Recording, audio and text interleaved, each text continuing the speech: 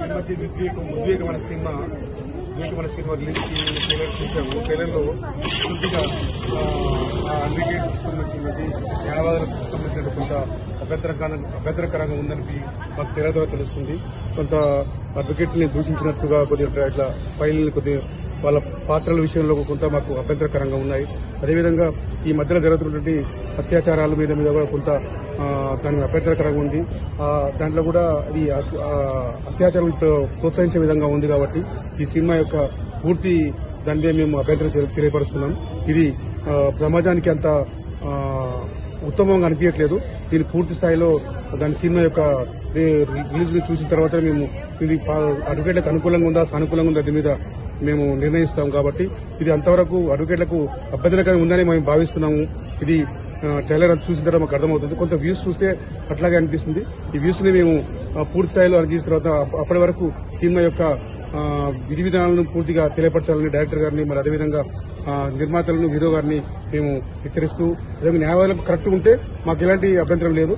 న్యాయవాదులను పూర్తిగా దీని మీద అంచనాకు వచ్చినాకనే దీని సినిమాను చేయాలని మేము గట్టిగా దీని మీద అభ్యంతరాలు వ్యక్తపరుస్తున్నాము.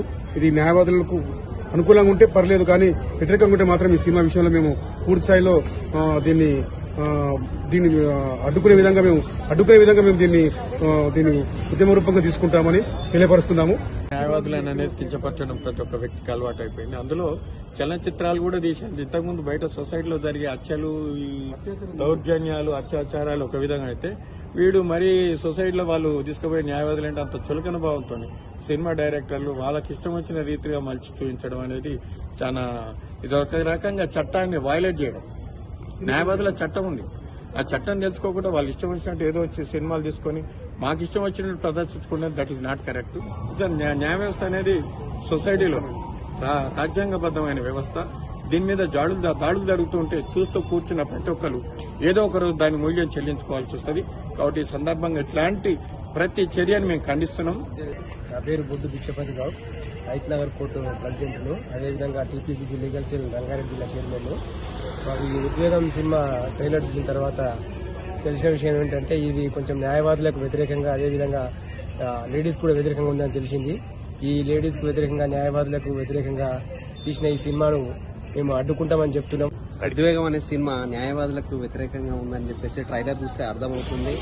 కాబట్టి దాంట్లో కొన్ని సంఘటనలు కానీ అభ్యంతరకరమైన విషయాలు ఉన్నాయని కూడా ట్రైలర్ ద్వారా మాకు కొద్దిగా తెలుస్తుంది. కాబట్టి దీని ముఖ్యంగా దీని పాత్రికేయులు కూడా, నిర్మాతలు కానీ దర్శకులు కానీ ఈ సినిమాపై అనుకూలంగా వచ్చి పూర్తి సందేశాన్ని ఇవ్వాల్సిందిగా కోరుతున్నాం. లేదనుకో మేము ఆ సినిమాని అడ్డుకోవడానికి కూడా మేము ప్రయత్నం చేస్తాం.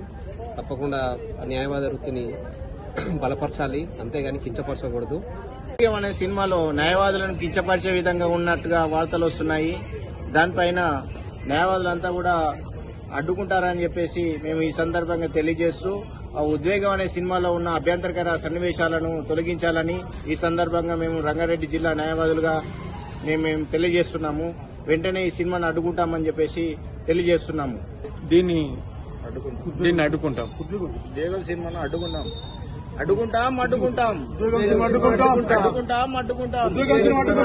న్యాయవాదులను కించపరిచే విధంగా తీసిన సినిమాను వెంటనే న్యాయవాదులను కించపరిచే తీసిన సినిమాను వెంటనే ఉద్వేగ సినిమాను వెంటనే